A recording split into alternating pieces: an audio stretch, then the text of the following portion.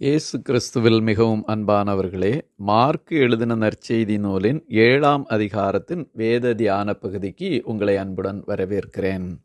6ஆம் அதிகாரத்திலே யோவான் ஸ்நானகனின் மரணமும், அதைத் தொடர்ந்து இயேசு கிறிஸ்துவாகிய இரட்சகர் 5000 பேருக்கு உணவளிப்பதையும் போதிப்பதையும் குறித்தும், அதைத் தொடர்ந்து தான் எவ்வளவு வல்லமை உள்ளவர் என்பதை தன்னுடைய சீடர்களுக்கு காட்டி அவர்களை கடலின் கொந்தளிப்பு புயலிலிருந்து கடலின் மேல் நடந்து காப்பாற்றுகிறதையும் நாம் பார்க்க முடிந்தது.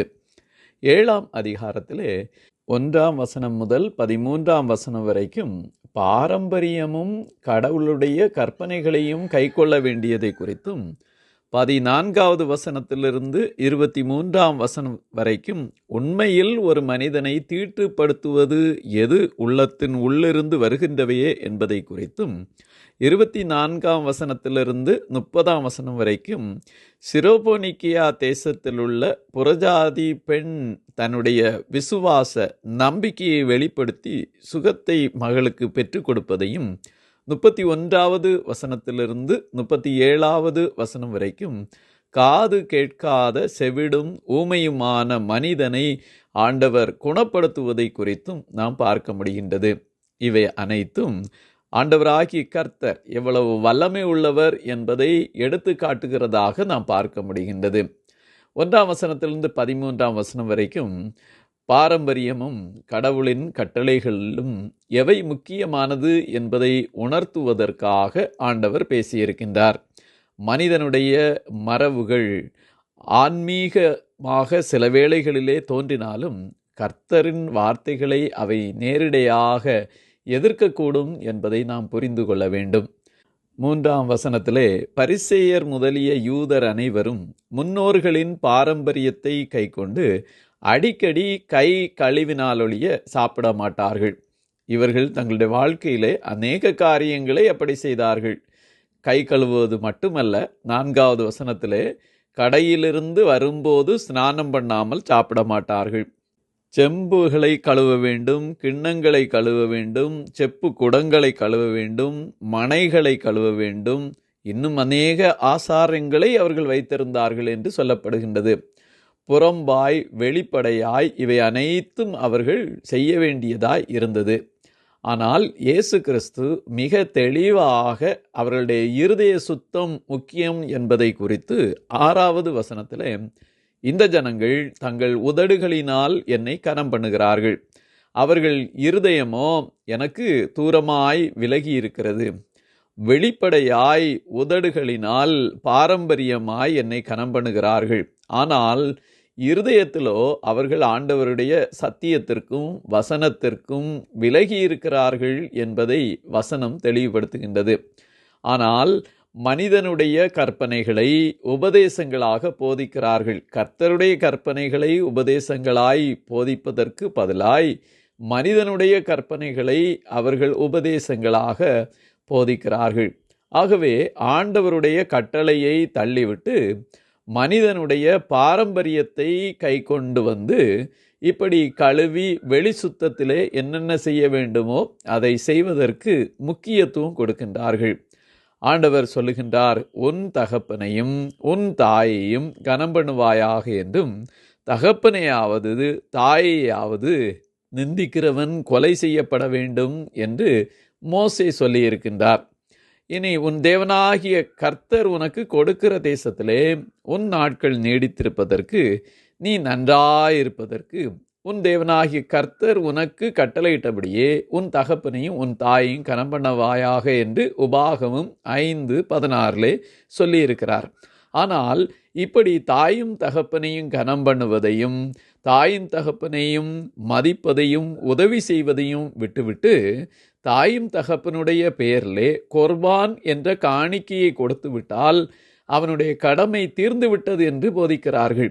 கொர்பான் என்பது கர்த்தருக்கு கொடுக்கப்பட்ட காணிக்கை அல்லது அவருக்கு செலுத்தப்பட்ட பரிசு என்று எடுத்துக்கொள்ளலாம். இப்படி கடவுளுடைய பெயரினாலே செய்துவிட்டால் இந்த கற்பனையை கை கொண்டு விட்டோம் என்று தேவனுடைய வசனத்தை மாறுபாடாய் போதித்து கொண்டு இன்னும் அநேக காரியங்களை தவறாய் செய்து கொண்டிருந்ததை குறித்து அவர் சொல்லுகின்றார்.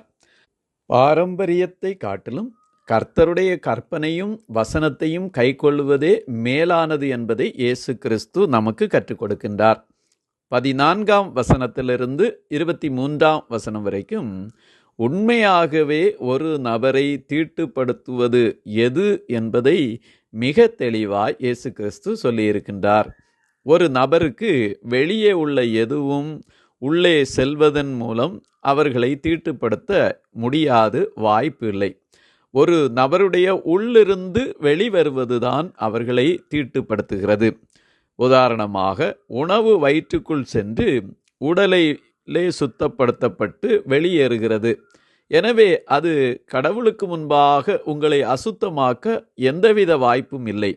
உண்மையான தீட்டு என்பது தார்மீக மற்றும் ஆன்மீக வடிவில் நம்முடைய இருதயத்திலிருந்து வெளிப்படுகின்ற பொல்லாத காரியங்களே.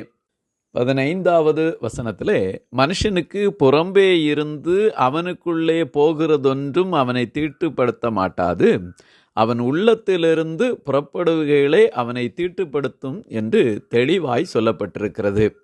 இந்த வசனத்தை சில பொல்லாத மனிதர்கள் கேடு விளைவிக்கும் போதை மருந்துகள், மது வகைகள், மயக்கம் தரும் மதுபானங்கள், சிகரெட் போன்றவற்றை உள் இழுத்து கொள்வது தவறு இல்லை என்று வாதிட எடுத்துக்கொள்கின்றார்கள். உண்மையாகவே அது அப்படி சொல்லப்பட்டது அல்ல. உண்மையாகவே அப்படிப்பட்ட போதை மருந்துகள், மயக்கம் தரும் மதுபானங்கள் போன்றவை மனிதனுடைய உள் உறுப்புகளை மட்டுமல்ல, அவனுடைய இதயத்தையுமே நாசம் பண்ணி தவறான விதத்திலே அவர்களை வழி நடத்துகின்றது.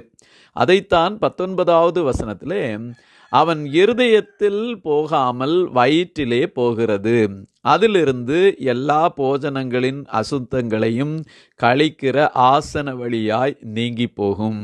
மனுஷனுக்குள்ளே இருந்து புறப்படுகிறதே மனுஷனை தீட்டுப்படுத்தும் என்று மிக தெளிவாக ஆண்டவராகிய இயேசு கிறிஸ்து தெளிவுபடுத்தி இருக்கின்றார். ஆகவே இது போதை வஸ்துக்களுக்கு சம்பந்தப்பட்டது அல்ல. உண்மையாகவே மனிதன் சாப்பிடுகிறதை குறித்தும் தொடுவதை குறித்தும் அணிவதை குறித்துமே எழுதப்பட்டிருக்கிறது என்பதை புரிந்து கொள்ள வேண்டும். இருதயத்திலிருந்து வரக்கூடிய பாவங்களினால் இயேசு கிறிஸ்துவோடு உள்ள தொடர்பு, வாழ்க்கை, இரட்சிப்பு, அவரோடு உள்ள ஐக்கியம் ஆகியவற்றை விட்டு பிரிந்து நாம் வாழுவதாகும்.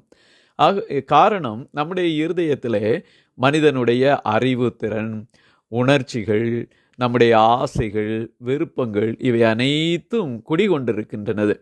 ஒருவனுடைய அசுத்த இருதயம் அவனுடைய எண்ணங்கள், உணர்ச்சிகள், வார்த்தைகள், கிரியைகள் ஆகியவற்றை கெடுத்துவிடும்.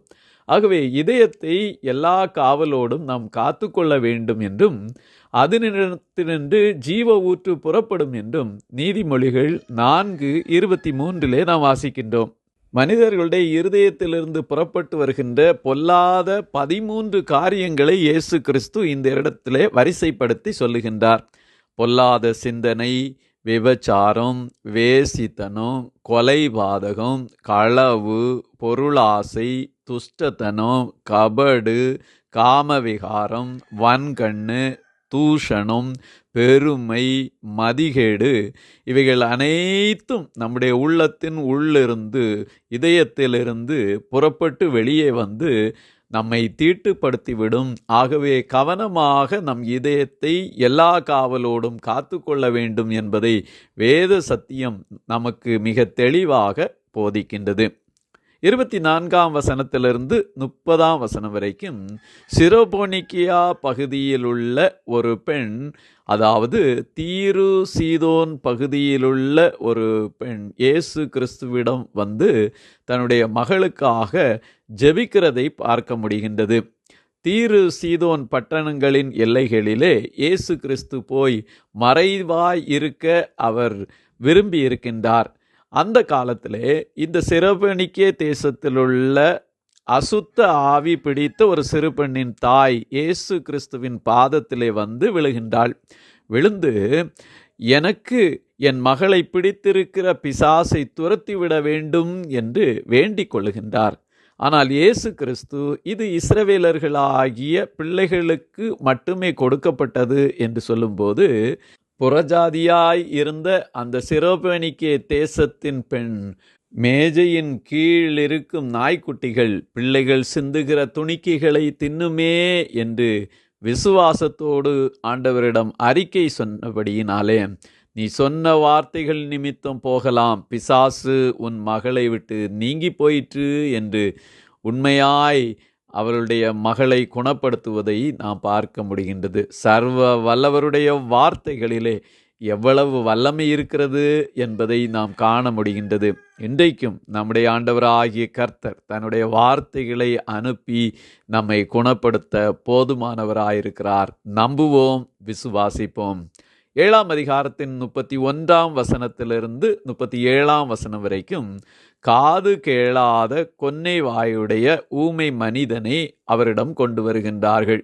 அப்படிப்பட்ட அந்த மனிதனை தெக்கப்போலியின் எல்லைகள் வழியாய் இயேசு கிறிஸ்து வரும்போது அவனை தனியே அழைத்து கொண்டு போகின்றார். தம்முடைய விரல்களை அவன் காதுகளில் வைக்கின்றார். உமிழ்ந்து அவனுடைய நாவை தொட்டு அண்ணாந்து பார்த்து பெருமூச்சு விட்டு எப்பத்தா திறக்கப்படுவாயாக என்று சொல்லுகின்றார். இயேசு கிறிஸ்து ஒருவனை சுகப்படுத்துவதற்கு வார்த்தை அனுப்பியும் சுகப்படுத்துவார். இப்படி அநேக செயல்களை செய்து அவர் சுகப்படுத்துவதை இந்த இடத்திலே காண முடிகின்றது. அப்படி என்றால் இயேசு கிறிஸ்துவானவர் நம்மோடு கூட இருந்து நம்முடைய தேவைகளை சந்தித்து நம்மை குணப்படுத்த சுகப்படுத்த அவரை நம்பி விசுவாசித்தவர்களுக்கு நன்மையானதை செய்ய காத்திருக்கிறார் என்பதை நாம் பார்க்க முடிகின்றது. 7ஆம் அதிகாரத்தின் சுருக்கமாக பாரம்பரியங்களை விட கர்த்தருடைய கற்பனைகளே மேல் என்பதை இயேசு கிறிஸ்து நமக்கு போதிக்கின்றார். இரண்டாவதாக, ஒரு மனிதனை தீட்டுப்படுத்துவது அவன் இதயத்திலிருந்து புறப்பட்டு வருகின்ற அனைத்து விதமான செய்கைகளே என்பதை இயேசு கிறிஸ்து நமக்கு கற்றுத்தருகின்றார். மூன்றாவதாக, உண்மையாய் அவரை நம்பி விசுவாசித்த எந்த மக்களானாலும் சரி, அவர்கள் அனைவருடைய நம்பிக்கை விசுவாசத்தை உணர்ந்து அவர்களை சுகப்படுத்த நன்மையானதை செய்ய இயேசு கிறிஸ்து காத்து கொண்டிருக்கின்றார். எப்பேற்பட்ட வியாதியாயிருந்தாலும், காது கேளாத, ஊமை, கொன்னை வாய், செவிடு எது இருந்தாலும் இயேசு கிறிஸ்து குணப்படுத்துவார் என்பதை நாம் கண்டுகொள்ள முடிகின்றது. உண்மையாய் இயேசு கிறிஸ்துவை பின்பற்றுவோம், நம்முடைய இதயத்தையும் காத்து கொள்ளுவோம். இயேசு கிறிஸ்துவை பற்றி மற்றவர்களுக்கும் அறிவிப்போம். இயேசு கிறிஸ்து தாமே நம்மோடு இருந்து நமக்கு நன்மையான காரியங்களை செய்வாராக. ஆமேன், ஆமேன், ஆமேன்.